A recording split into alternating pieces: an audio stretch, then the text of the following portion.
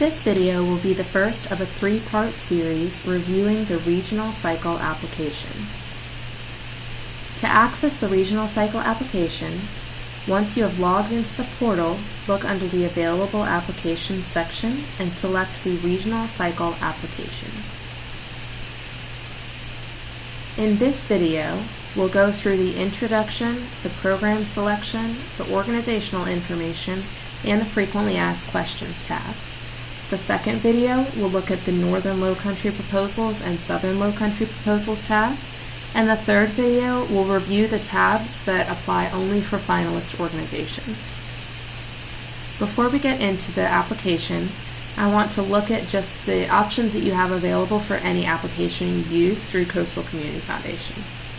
Those options will all appear at the top here. You have the option to exit the application, that will take you back to the home page. You have the option to save and exit, or to go to a printer-friendly version of the application.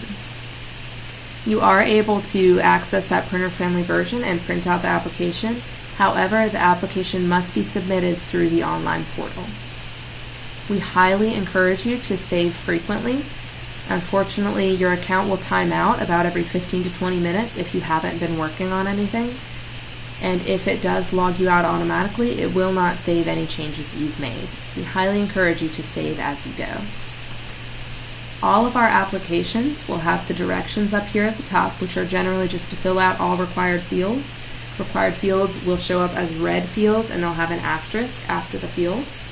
It'll also tell you when the applications need to be submitted by. In this case, the regional application needs to be submitted by 5 o'clock p.m. on June 2nd.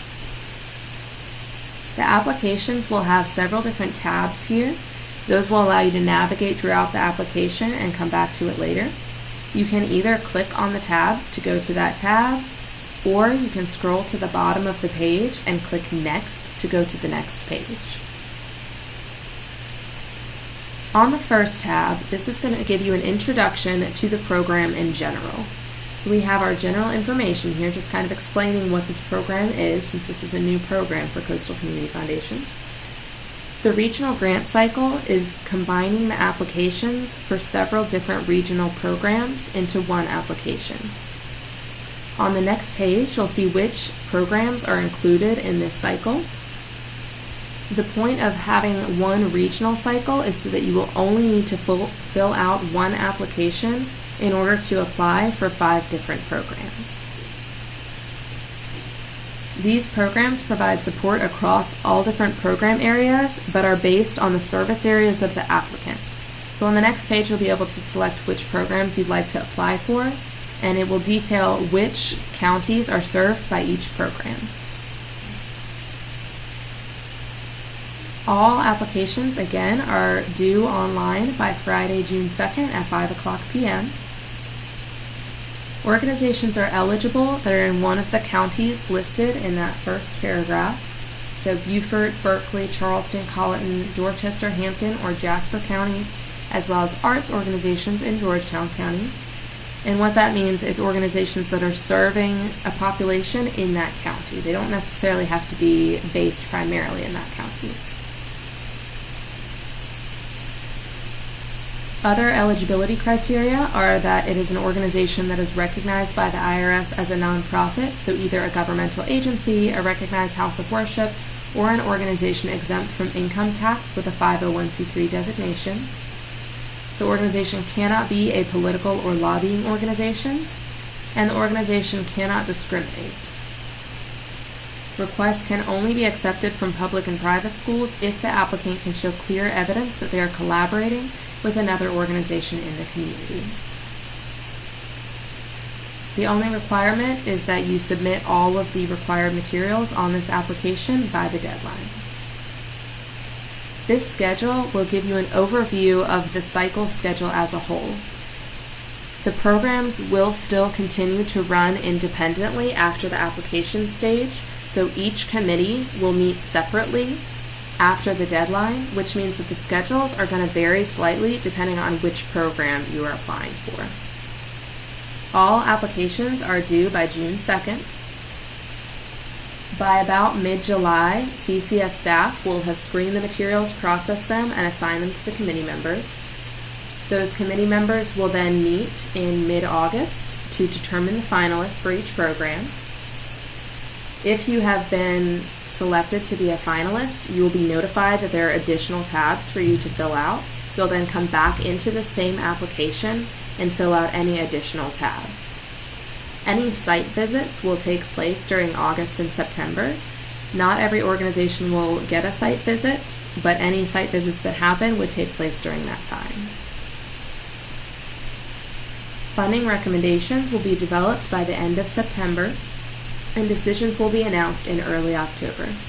Again, that's a very rough schedule that will vary depending on which program your application is being considered for.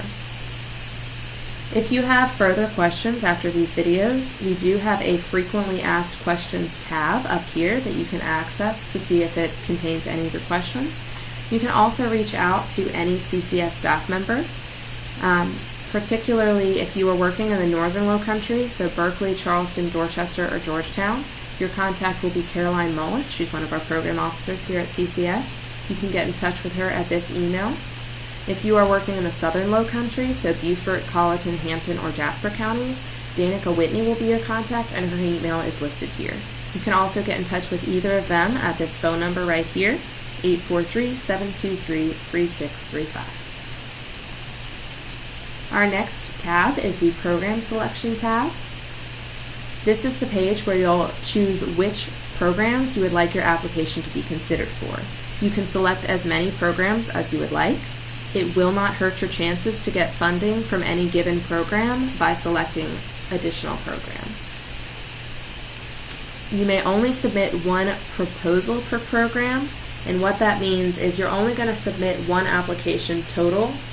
However, on the Proposals tabs, you'll have the option to create one proposal for each of these programs.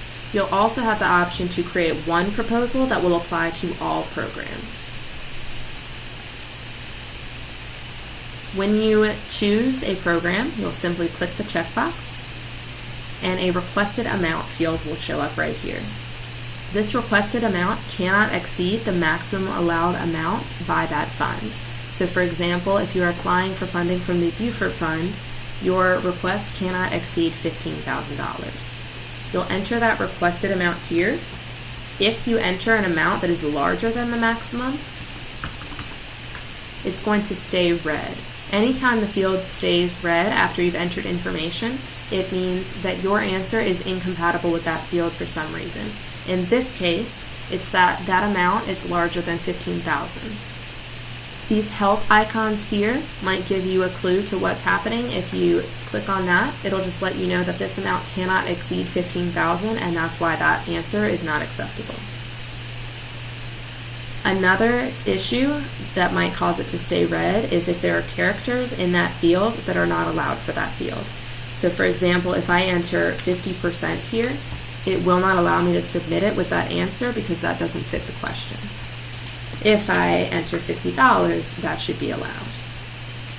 You'll go through and select as many as you'd like.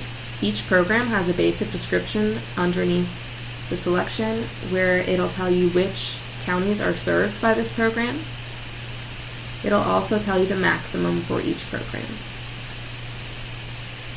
We have a note at the bottom here. If you are applying for the Realtors Housing Opportunities Fund or the ROOF Fund or the Cooper River Bridge Run Fund, those will both be using separate applications during this cycle, and you can find those applications on the portal grant applicant homepage.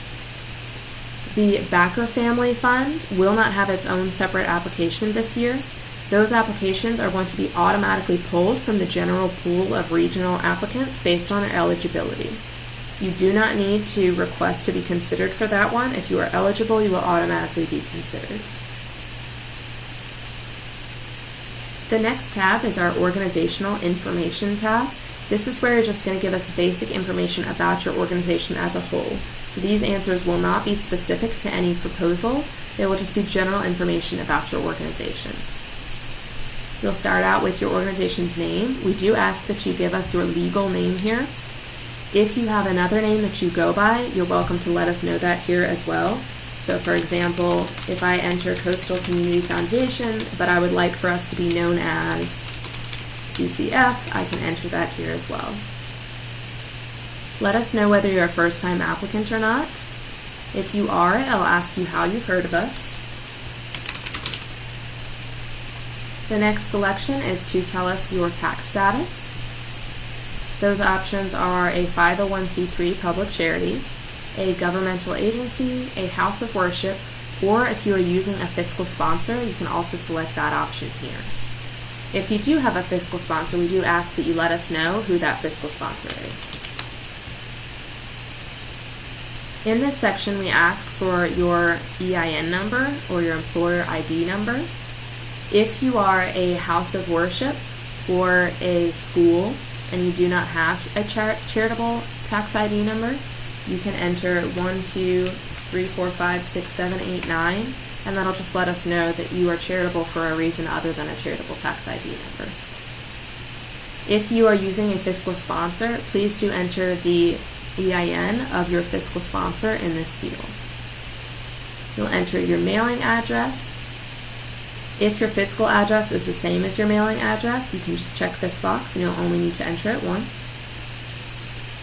You'll enter your website address if you have one.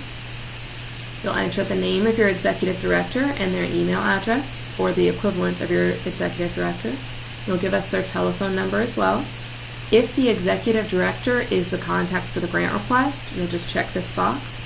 If they are not, you'll need to let us know who the contact person is for this specific grant request.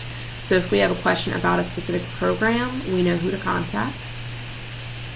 And you'll also let us know the one area that best describes your organization's focus as a whole. This is not specific to the proposal. This is your organization's general focus.